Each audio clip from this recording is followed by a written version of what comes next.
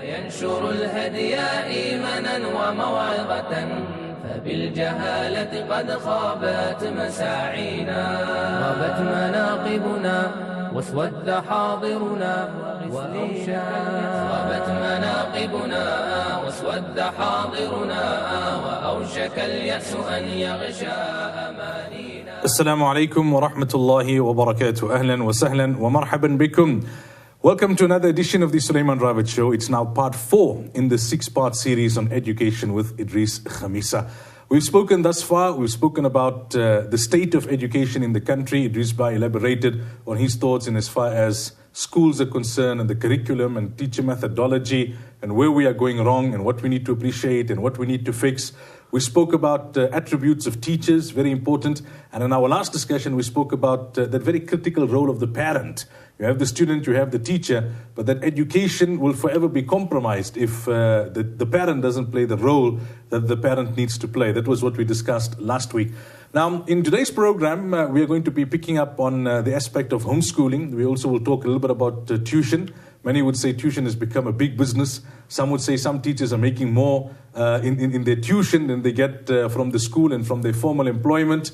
And a few other issues that needed more elaboration from the 3 discussions that we've had already before we move on next week to talking about Muslim schools, independent schools, private schools, the maktabs, more the Islamic side of education. And then finally, when we look at tertiary education, university, career choices, that kind of thing. This way, you're looking always as fresh, as handsome and young. Assalamu alaikum wa rahmatullahi wa barakatuh. Wa alaikum salam wa rahmatullahi wa barakatuh. I like my wife to say, wow, he is handsome, but not so young, you know. Not so young. Alhamdulillah. Gee. You know, they say present tense and past tense. You were the English teacher. I hope she's not saying he was handsome. Yes, that's true. Otherwise, I'll correct the English. On that point, we have many people who are very articulate. They are very efficient in the way they communicate, but in the formal sense. So when they're at work and they're communicating with a client, or when they're in the boardroom and they're communicating, then they take out the posh English. But at home, then it's what some would say the slang English or the more common English. Is that necessarily a problem? It's not necessarily a problem. You see, nowadays, they're not so much concerned about accuracy, but appropriateness in terms of register and tone. Naturally, in the workplace, because it is often a formal atmosphere, if I'm conducting a meeting with the staff, and depending also on my relationship with the staff, it's more formal. But if I'm interacting with an individual on a one-to-one basis, there could be colloquialism there. And you know, that kind of, because it's familiar, talking to someone who understands. Otherwise, what happens, once you become too pedantic and like a schoolmaster, there's almost like a hiatus, a gap. And then when you're speaking to a friend or your family, it's very, very important not to compromise on English. I recall, when you asked me this question, I had a proclivity for English much later in my school life when I was standard 9, grade 11. After that point, I wasn't the best student. I think there were more red marks from the teachers than my own handwriting. And I recall, and I think I mentioned this, one day my dad came home. He asked me, where was I? And I said to him, I weren't at home. And I was in standard 7. Can you believe it? And my father, because he was quite particular about English, he was quite a voracious reader. He was very articulate. And he reprimanded me. He said, Idris, that is not English. And I recall that. And I think it's important, very, very important, especially when you talk as we're growing up in our home environment, that we speak a correct English. We do not use words that can confuse a child. Use simple words, but accurate words in that sense. And they begin to learn. In fact, many educationists will tell you that even when a child is speaking to the parent, you must not complete the child's sentences. You've got to be patient. Allow the child. In that way, what happens if you keep on completing the sentences, what you are really doing is you are stunting the child's linguistic competence. You're also intimidating the child. And it's important. And you find when parents speak the language, whatever the vernacular or English for that matter, appropriately, the tone is right, everything is right, kids learn the language from them. They'll embrace it. And I think it's very, very important in talking about that when you go for a job, for an interview, or you're writing for an interview, and people are very, very circumspect when they speak to you, and when you impress them with your language, it has a profound, profound impact. What it does, it makes you far more confident. How many people today, they are prisoners of their own mind. They've got wonderful ideas, but they are so scared to speak their heart out. They are in their own mind trying to construct this sentence for fear of vituperation or abuse, or for fear that they might be insulted or someone might scoff at them. They keep it to themselves. And I think it's important. I think it's very, very important, because language itself, every word, there are very few words that are identical in every way. And of course, no other language shows far more beautifully than Arabic. And we need to understand that.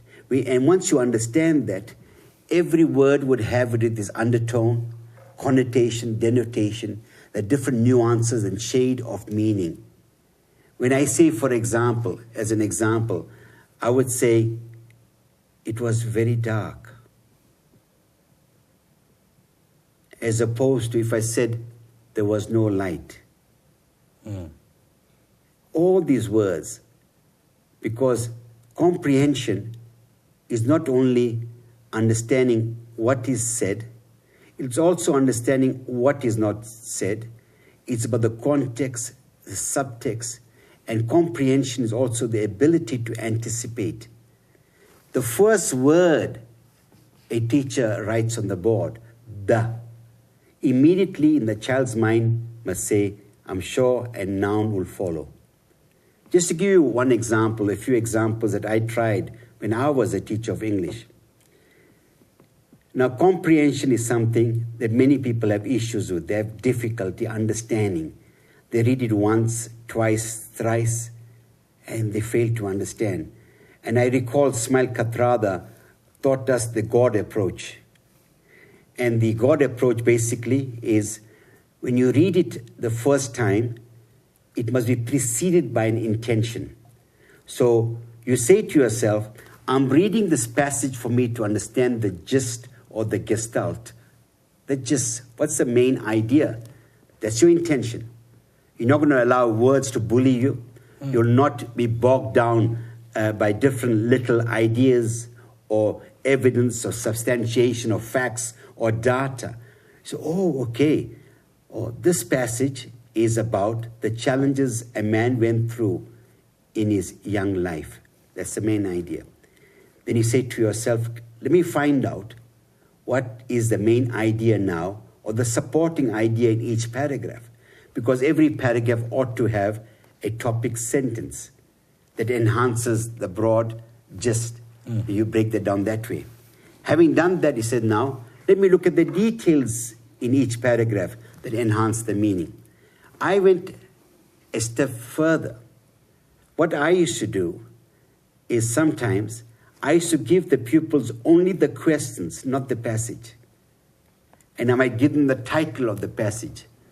I say to them, I want you to use these questions to write out the passage. And they begin to compare it to the original.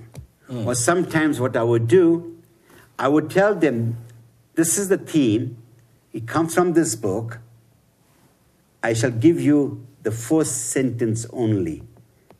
Write out 5 more paragraphs for me. It was challenging, they found it exciting. And many of them at least had an idea of 60 to 70% of the passage. And they realized that every word, like every journey, begins with the first step. For example, and I said there was no moon. This is from a comprehension passage in the metric examination. So I asked the pupils, there was no moon. Do you think the events took place outside or inside the home? Do you think what the writers describe is something pleasant, wonderful, or there's something insidious or evil? And they began to realize it. Even a simple thing, and good teachers can do this. The capacity our children have to grow, the capacity children have to understand is great. You and I could be teachers of English, and we could say to them that Jack and John were playing in the park. I might ask, who was playing? The child said, Jack and John. I could also ask, where were they playing? In the park. But you could ask a deeper question. What do you think is the relationship between Jack and John? Why do you think they were playing in the park? How safe is it to play in the park nowadays? What image do you have of those children? They say an image of innocence, almost an emotional response. Then I say to them, there could be a tinge of sadness. Do you think the innocence they have, they'll have for the rest of their life? So it depends. Your questioning techniques are very important, because one of the thoughts that struck me in our discussions that we are having, people often ask this, what do you think is a critical attribute a student should have? Maybe we should talk about that sometimes. Yeah. Is the ability to think. In fact, schooling today suppresses thinking. It kills thinking. It tells you what you should know. It tells you how else, not such thing as how else can this be done. There's one method, as it were, often many, many cases. As a result, as John Taylor Gatto said, most schooling is about dumbing down, you know. Interesting indeed. We will talk more about communication skills in students during the schooling process when we come back. أوشك اليأس أن يغشى أمانينا فبالجهاد بنى الإسلام قوته. Welcome back. We continue the discussion now. It's part 4 in the series on education with Edris Khamissa. It is why I actually just asked you that question as a by-the-way question when we just started, but your response was so phenomenal now, I feel obliged to follow up with a few more questions. You know, when students go to school, they matriculate, they go to university, but you alluded to this in your response. Unfortunately, unjustifiably, perhaps people are judged by the level to which they have the gift of the gab.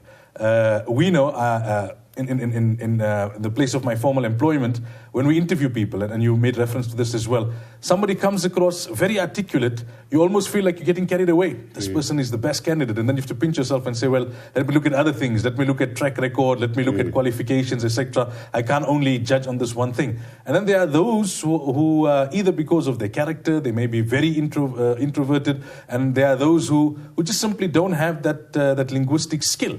And they may be very good candidates for whichever position they may be applying for. And that's just one example, you know, when you're applying for a job.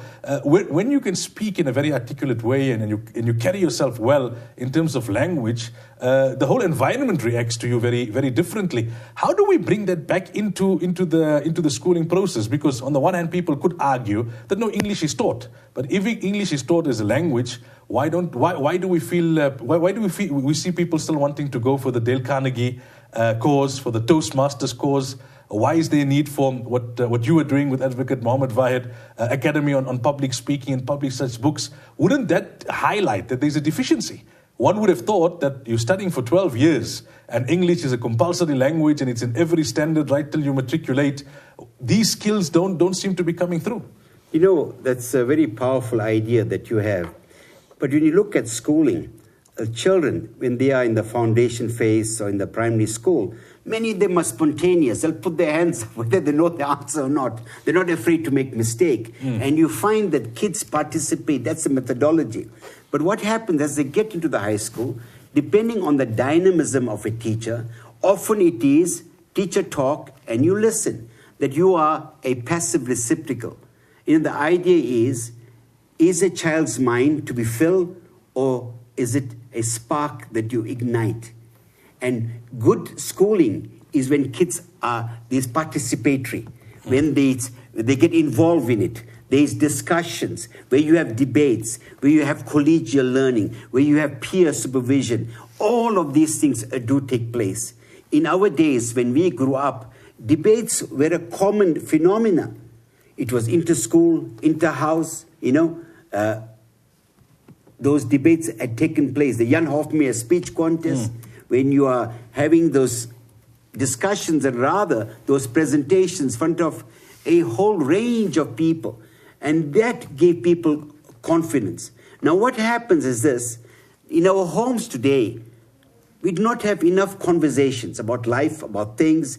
And as a result, what happens is that either we are told at home, you shut your mouth, you're not to speak in this house, and you're suppressing. Don't get involved in big people's talks. Yes, correct. Yet, if you look at the prophetic, Nabi Sallallahu Alaihi Wasallam methodology, he encouraged young people to speak.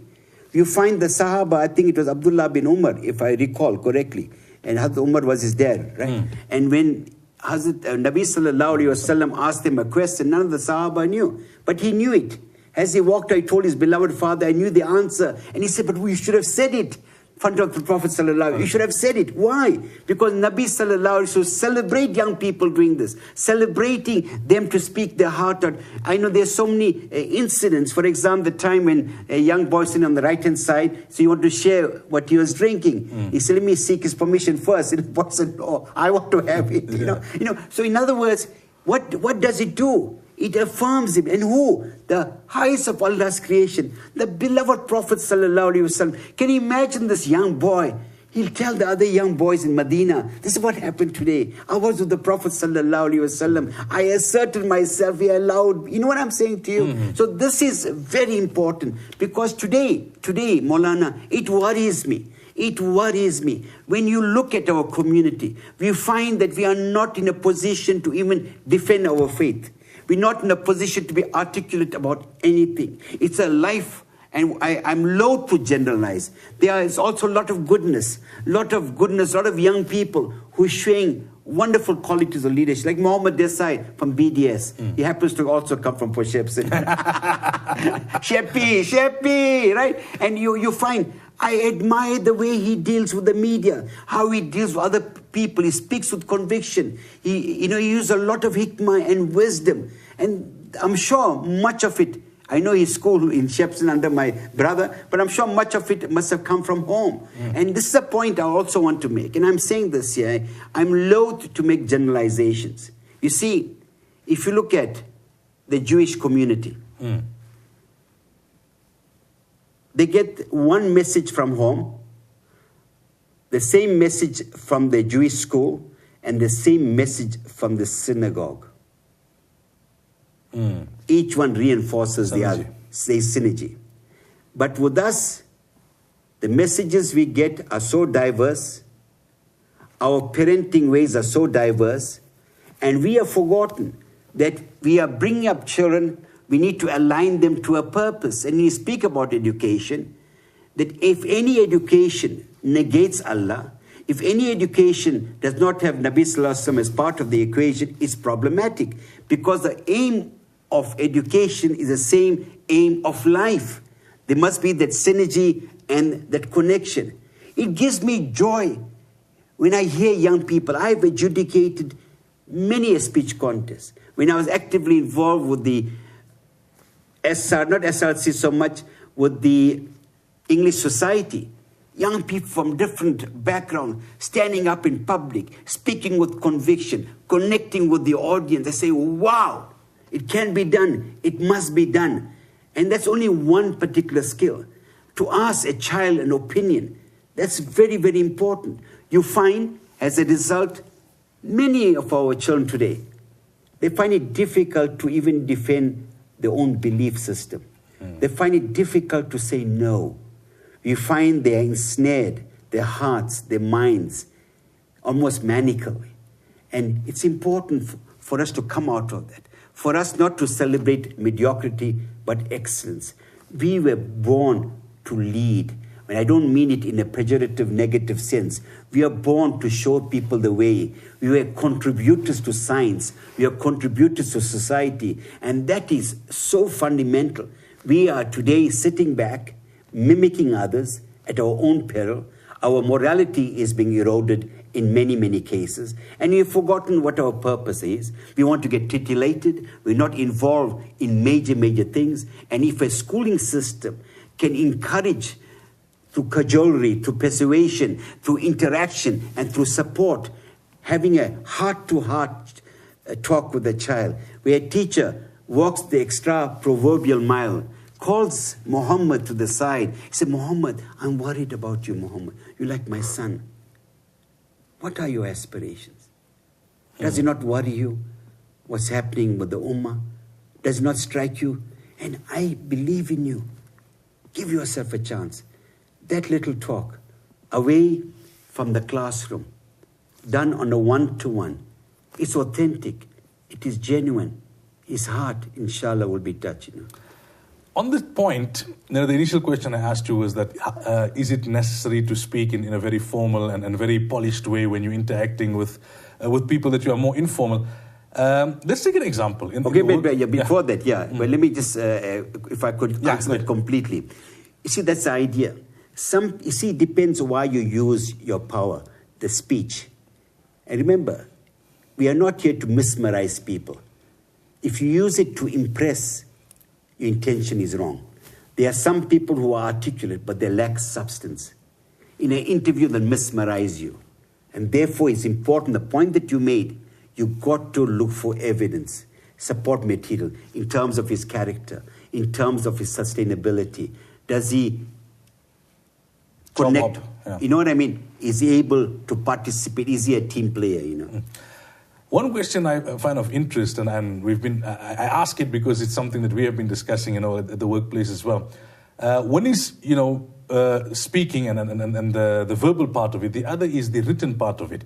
Now, obviously, there are etiquette, there are rules, there are regulations when you write. Microsoft has made it a bit easier with autocorrect and that kind of thing. But sometimes you would find that in internal communication, internal emails between colleagues at work, they wouldn't use punctuation marks, or they wouldn't be too particular about grammar. And the argument would be that, look, we're not writing a formal letter, we're not writing to someone outside the company or outside the institution. The idea is to communicate at speed, so, it's not really important. What are your thoughts in that regard? You know what, I don't have an issue with that. Long as the language is not offensive, there's no vulgarity, long as it is intelligible, is clear, that you understand the idiom, it's fine, it's a time saver. Long as you are able to switch code, as it were, that when you get into the formal, that latitude that you exercise through your interaction with your colleagues does not find its place in that environment. Then it becomes problematic. For example, now on WhatsApp and all of those media, and there are so many abbreviations and all that. LOL. LOL. Depending how you interpret it, right? Right. And so all these things are happening. And it's fine. I don't have an issue with that. But if our children are fed with this at the very beginning, from the home and the school, and once they begin to lower standards, maybe I'm too much of a purist when it comes to English, and I think I would have issues with it. Thanks for the X. X. When we come back from the break, we talk about homeschooling. أوشك اليأس أن يغشى أمانينا فبالجهاد بنى الإسلام قوته. Welcome back. We continue the discussion on education with Edris Khamissa. You spoke about homeschooling, in passing in one of the previous discussions that we have had. There are those who are considering homeschooling because of ideological or religious reasons. They feel the environment there is too anti the values that they want their children to grow up with. Then there are those who are looking at the time factor. I've heard someone make the argument that, look, I think 12 years is too long a period to imbibe within my child those skills which are necessary for him to have and which he's expected to have after matriculating. I think I can circumvent the process, or I can cut it short via a homeschooling procedure. He'll ultimately write that matric exam, but he'll do it in a much quicker and shorter space of time. You mentioned that initially you were a skeptic, you're a healthy skeptic, and now after research and experience, you've got a very positive view of homeschooling. What are the positives? What would you say are the positives of homeschooling, and to who would you recommend it as an option? You see, homeschooling, if the home environment can be a disciplined environment. Sometimes when parents make that decision, they're able to make it a very dynamic process. I know, for example, Sister Rubina Gur, Alhamdulillah, I know she started homeschooling some years ago. And really, if you went to a home, it was almost like a classroom, well organized, very methodical, not ad hoc, because in the end, it's not fair to your child and to yourself. The benefits are many. I'm not one to ram in knowledge so kids finish off schooling quicker than they should. Yes, I agree that 12 years is a long, long time. And I would reckon maybe they need to knock out 2 years at least, and 10 years to do it, alhamdulillah. What it does is, especially as when the kids are growing up in the teenage years, it really develops a bond between the parent and the child. And you find that life is not certain. We have no idea what the future is. It's an opportunity where the child begins to look at the mother and father with a great deal of respect. Because what it does to the parent himself, he has to also develop as a person. He needs to understand the persona he has with the child in that interaction is different from the persona you would have otherwise. But the critical thing, there's a need for discipline and self-discipline. I mean, it'll be terrible, for example, breakfast time, when they're supposed to have smiling engagement there, as it were, and the father says, I hope you did your homework. you understand? Yeah. Right? Where the mother complains to him. Now, you find, I recall some years ago, when I did some research, there was a lady who wrote down 100 benefits of homeschooling. 100 benefits, and powerful benefits. Amongst the benefits she spoke about, where kids can connect with you emotionally and spiritually, where you are a model for the child almost throughout his scholastic life. Right? There are those who are skeptic and critical. They would argue, but you know what? But how can a child at home, what he's getting is only information. But education goes far beyond that.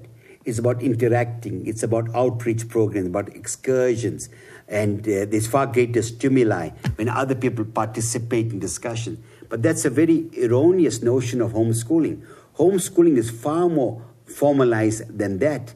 In fact, you find clusters of homeschools in an area get together every now and then, where they have joint classes. They might go on excursions. But what is good about that, the families themselves subscribe to the same values. Now, the point is this, that what you do not want to do is to insulate or isolate your child. Because your child is going to be part of a plural society. Your child is going to involve with a wider community. Have you given the child effective antidotes that he's able to melt into the society without losing his own identity, is able to talk to others beyond his own faith, as it were? And that's fundamental. That is very, very critical. And we need to develop that. And parents can do that in different other ways. And that's fundamental. The other important thing about homeschooling is that no one knows a child better than the parent. Because you are seeing other aspects of his behavior, and you can embrace it as a value system as part of your training. So you can do that without the child knowing that my mom is always after me. Now, the important thing is this, that the parent themselves ought to understand the psychology of teaching, need to understand issues of didactics, need to understand the broad objectives of education. And when they see a gap, they need to see how best they can fill the gap. And every now and then, for example, you are able not to let loose, as it were, so that your child himself engages in a wider group of people. Now, the other critical aspect is this. Your son or daughter might kick against it. Mommy, but why? It's not fair. But they also need to internalize those values. And I have seen many kids who have been homeschooled, without generalizing, they are confident young people. Their bond between them and their parents has been unbelievable. Now, they have it's almost subsumed in this relationship would be a deep understanding of each other. And it's something that I would recommend to parents who have the wherewithal, they have the capacity, and they believe they can do it. What about the fear that parents may have? There may be parents who are inclined to the homeschooling option, but the mother, for example, may feel that, hey, I matriculated a long time ago. Or the father may feel, you know what, I was one of those guys who floated through school. I was never a person who was brilliant. I would get average marks or just above average. And they assume that they need to have a far beyond average grasp of the content to be able to teach it, because learning it is one thing, and passing at 50% to 60% is one thing, but then being able to effectively teach that same content to your child. How would you advise parents with those kind of doubts? You see, what happens is this. You find homeschooling is taking place throughout the world. I recall some years ago, there were about 20 million people being homeschooled in America. 20 million people homeschooled in America. I know there are sisters there got the homeschooling. For example, Sheikh Hamza Yusuf's sister, Nabila, she got a homeschooling system. They have their own textbooks. Great stuff they are doing. So that information is accessible. You need to speak to those who have done homeschooling a little while ago, asking them what are the mistakes they have made. And people are ready to help. In fact, I was saying to Sister Rubina, you should have your own program on Radio Islam about homeschooling. Because many people today, they're concerned about the morality of the children. They're concerned about the quality of education. And that's important. Many people do not have a clear understanding between a standard of education and quality education. And you find that they would say beautiful things about a particular school because some of the things that are taking place. But you've got to ask yourself, even if you get 10 distinctions in that particular school with that particular curriculum, how different is your child going to be? So I think there's information in the net. If you look at, for example, Muslim homeschooling, you'll get from Australia, the UK, Africa, Canada, it's all there, and also locally. And what it does also, as an individual, you as a parent, you also grow. You're not expected to have the monopoly of knowledge. There comes a time you might require some kind of support system, that you get the support system. But the thrust of the education, and the critical dimension, you determine the ethos.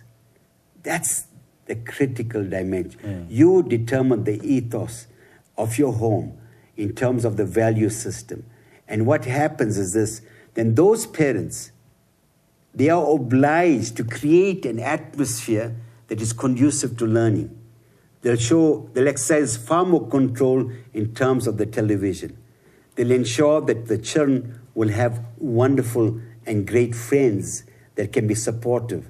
They will engage with parents who are similar-minded. It has other impacts on them so that the response will be far more holistic than rather being narrowing. What about the perception that people have that children who are homeschooled are being shortchanged from this perspective that, look, if the mother is doing the homeschooling, for example, she needs to do a whole lot of things in the morning, get the breakfast ready, get the husband off to work, see to the chores of the home, get in the afternoon, then she's got to look at the activities of the evening. She's unable to dedicate time-wise the same amount of time that would be dedicated to the education of the child in a school, 6 or 7 hours consecutive, apart from the short breaks in between. Secondly, if you go to school, one teacher is absent, you still have all the other teachers for the other subjects. There's a relief teacher. If your mom is not well, then there's no schooling for that day. No, but that's the point. You see, homeschooling, whilst people recommend a degree of prescription, but it's not meant that it has to be prescriptive in every way. You are given that latitude. If you know, for example, 2 days I'm not well, then the child will do some work on his own. You're teaching him self-discipline. Sometimes you might get support from another area. Sometimes you may want to recommend that your child reads for those 2 days books. So there are many things that can be done, because many of us have this narrow notion that education is about textbooks. It goes far beyond that, because if you want to develop your child in terms of his confidence, in terms of having the right attitudes, in terms of developing his thinking skills, wanting him to be creative, there are many, many things that you can do. And there are many textbooks, especially for homeschooling, that is conducive to all of these areas, Okay, when we come back, we continue the discussion on homeschooling. أوشك اليأس أن يغشى أمانينا فبالجهاد بنى الإسلام قوته. Welcome back. We now go into the final segment of this program. It's part 4 in the 6-part series on education, and we are talking currently about homeschooling. Another aspect when it comes to homeschooling is the fear of monotony. It's the same mom and dad 7 days a week, day in, day out, as compared to that child. Okay, when you're at home, it's mommy and daddy, school different, and those who maybe don't go to Muslim school, madrasa different. So, at that young age, you're exposed to different people in your life. And there's a greater degree of freshness, if we can put it that way. And here your mom is your mommy also, and she's your teacher also, and everything it revolves around the same person, the same environment, the same setting. You see, as a point that I made earlier on, there is so much of diversity. Some people have a very narrow understanding of homeschooling. It's the mother every day. You may have a tutor coming in. You may have support from the neighboring homeschooling, a whole range of things. But what it does is this. Because the mother now, for example, is directly involved in the child's formal education, the mother will take it so seriously. They will walk the proverbial extra mile. They will do research. They'll look at methodology. They'll look at aspects of creativity. They'll do many, many things. Yes, if a mother does not do that, then that environment could be stifling. It could be claustrophobic, and it will not do what it wants to do. So one has to be very, very guarded about it, because it's very critical that you, as a teacher or a parent, you need to see yourself through the eyes of the child. Imagine you're a 12-year-old girl. How would you like to receive this knowledge? Because there are many, many PowerPoints and video clips where they say, for example, the teacher is in one world and the kids are in the digital world. And there is such a huge gap. And the teacher is getting so frustrated. I don't know why they did not listen to me. Such an interesting lesson I'm sharing. But the kids are bored. The other thing that I need to share, at one time they said, 10 years ago, the attention span of an individual was about 12 minutes. So after every 12 minutes, must change. Now they're saying it's gone to 5 minutes. Oh. So the kids require stimulation, changing the state, making sure that your methodology is varied. You must not be predictable. You've got to be inspiring. And what is also important, in that one-to-one environment, the child will speak his heart out. Mommy, I don't understand you, Ma. Where the same child may be afraid at the school. And I think it's important for us to research this matter, because no matter you may have noble objectives, you've got to make sure those noble objectives are followed by noble action. Do the right things so your child, inshallah, will benefit. Isma, you have experience not only in education, but in many other aspects of life, marriage, and social issues. Hypothetically, let's take a woman, housewife, 3 kids, 2 of them girls, 1 of them a boy, each one at different grades, if you like, different ages. Is it doable, practically, realistically, for her to homeschool? Each one of them is in a different phase of education. As you said, she's got to prep. She's got to research methodology, creativity. On top of it, she's got a husband who comes home and wants a decent plate of food. There are the marital, responsibilities, social responsibilities. There may be a mother-in-law, aging, ailing that needs to be taken care of. Is it doable? Is it practical? I think you need to look at your own particular circumstances.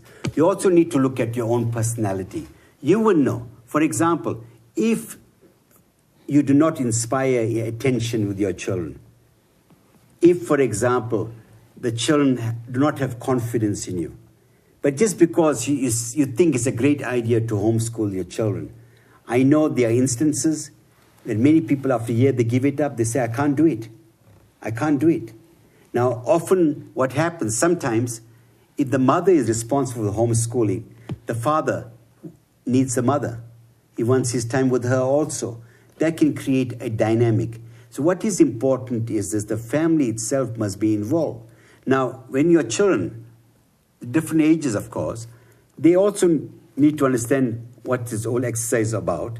So they need to support. For example, the elder child needs to understand and support the child, the younger sibling, helping the sibling. And what it does, it creates often a lot of harmony. It depends on what you do. And when they realize what is the overall object, they may not see it immediately. And then they're more receptive to it. The moment you foist it upon them, then it's problematic. But the point needs to be made. You have to be realistic. You've got to be pragmatic about what you do. Allah forbid that you're trying something, you make a mess of it, you might kill the spirit forever. From your experience, is it cost effective as well? It is very cost effective in terms of uniforms and a whole range of things. And you find that you are much more creative in what you do and how you go about doing it. It's definitely far more cost effective. You know? Muslim schools are going to be upset with you now. They're going to say you're making tashkil. You know?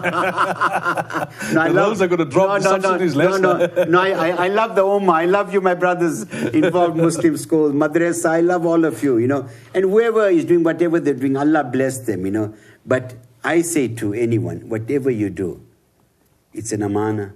Do it at the best of your ability. One is to homeschool in as far as secular education is concerned. What are your thoughts on a parent who may be thinking, well, I can get this HEAL series, the Jamiat's Madrasa Maktab syllabus, and I can take that, and I mean, it's in English, it's not all that difficult. I know how to make wudu and read namaz, and I'll homeschool my child for madrasa as well. Or they are made, you know, there's always this I suppose, argument from the side of madrasa authorities that, you know, parents are giving a lot of priority to the child's secular education and looking to take away from the madrasa time. And there may be some parents thinking, well, you know, there just isn't enough time. I might as well teach my son or my daughter the maktab content myself. You know what? I don't see it as a black and white issue, depending on the person's own ability. I know some parents are very conversant. They know beyond the text. But if you are limited by the text itself, then you cannot be exhaustive. I mean, psychologically, when you know more than the text, when your child asks you a question, you are in a position to answer. Although no one has a monopoly of answers. I see the maktab and I see that help from the parents as more supportive. I see it as far more supportive. In fact, when you look at Islamic education, the critical dimension is that the child who learns something, he needs to translate that information to knowledge. And how does he do it? He internalizes and practices upon it. And the parent must ensure that the practice does take place in that way. Because I found, more than any other subject, I was a head teacher of 3 Muslim schools, director of another school. And what do you find? Every parent thinks he is the authority when it comes to Islamic studies. Every parent got his own brand of Islam. No, you know, I think you should emphasize this, you should emphasize that. And yet, when you do an evaluation of these respective schools, it's far more positive than the perception held by many parents. The notion, by now the child ought to have finished so much. They finished so much in another school or madrasa, therefore they are not doing us a favor. But they do not understand that the madrasa, the maktab, the Islamic studies goes on right up to the metric level. So I think it's important. I think perhaps the schools themselves need to communicate the full extent of the syllabus. And that's another thing we can talk about, you know, in terms of my own notions of Islamic education, in terms of where our Muslim schools are, and to look at what I think perhaps is an effective way to go forward. Do you find, I mean, you've traveled extensively, do you find that in countries where Muslims are very few and far between, and there isn't infrastructure like we would have in South Africa, although we are a minority, that homeschooling is prevalent to a greater extent? In fact, you know, I was now in Victoria of Vancouver, visited a family, ex-South Africans, and they said because they do not have the support like in South Africa, then the parents play a far more visible, a far more active role in the child's education. They are actively involved. Now, we have gone to the other extreme where we have forfeited our responsibilities, and you say, my gosh, these people must do it, it's not my responsibility, khalas. You know, so that's the two opposites, as it were. You know. Okay, Idris, we'll leave it there for this particular program. In the next program, inshallah, we'll talk about tuition, and then we'll get down to the Muslim schools, doing a bit of analysis on the Muslim school. And I'm sure some of your colleagues would be yearning to hear what you truly have to say about their performance. I think they heard me. Okay, assalamu alaikum wa rahmatullah. Alaikum assalam wa rahmatullah. Well, that brings us to the end of tonight's program. That's 4 parts down now in this 6-part series on education. Until next week, fi amanillah. Assalamu alaikum wa rahmatullahi wa barakatuh. فالمسجد الأقصى ما زال يدعونا ندي على الفتية الأحرار في زمن أضحى به الحق بالخذلان مدفونا فبالجهاد بنى الإسلام قوته وهل لغير القوي الناس يصغونا رباه هيئ لنا من أمرنا رشدا فأنت من بالتقى والدين يهدينا أدعوك يا أمتي فاستنهضي همما فالمسجد الأقصى ما زال يدعونا ندي على الفتية الأحرار في زمن أضحى به الحق بالخذلان